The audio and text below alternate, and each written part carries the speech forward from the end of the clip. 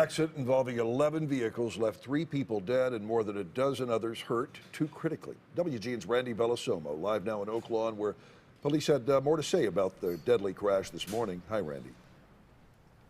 Hi, Steve and Dina. Yesterday's crash was the worst that any of those here at Oak Lawn Police and Fire say they have ever witnessed. The dead are 2 sisters with the little company of Mary and an 81-year-old man witnesses say was disoriented in the moments before this happened. His name, Oak Lawn Police told us today, is Edward Carthans. He lived in Chicago, was 81 years old, and was driving a Ford pickup.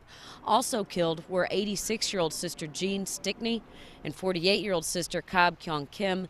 They were headed eastbound. We do not know where they were going, but they were driving in the direction of Little Company of Mary Hospital, where members of the Sisters' religious order here in Chicago carry out their work dedicated. Their mission is to care for the ill and the dying. Sister Stickney is listed as the Order's Vocations Director.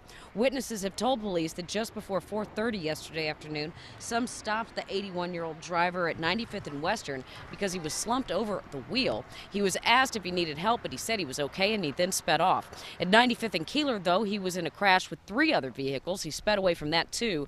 A few minutes later, police say they responded to calls of crash at 95th and Cicero, where the same driver was involved in an 11-vehicle crash. Victims were inside cars, under cars, and inside businesses in what was a chaotic scene. They say fire crews treated 23 people in all. 11 were taken to emergency rooms at either Christ Medical Center, Little Company of Mary Hospital, and Palos Community Hospital. Police say there is much left to determine.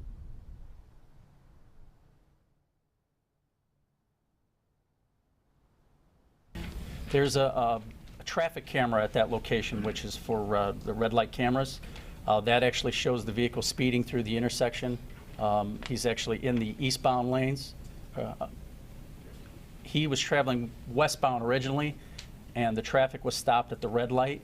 You then see him veer into the oncoming eastbound lane, and he goes through the intersection, and at that point he strikes numerous vehicles.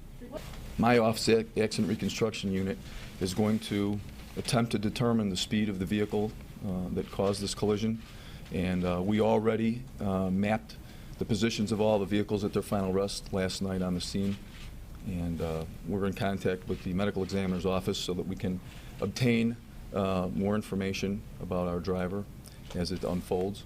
Or it looked like a tornado came through. In speaking with some of my my firefighters, I mean, it was more of a, what we have termed it as a like a staged movie set, in that it was such a violent crash, and it was you know, just unbelievable when we arrived to see so many cars, so many people that were needing aid.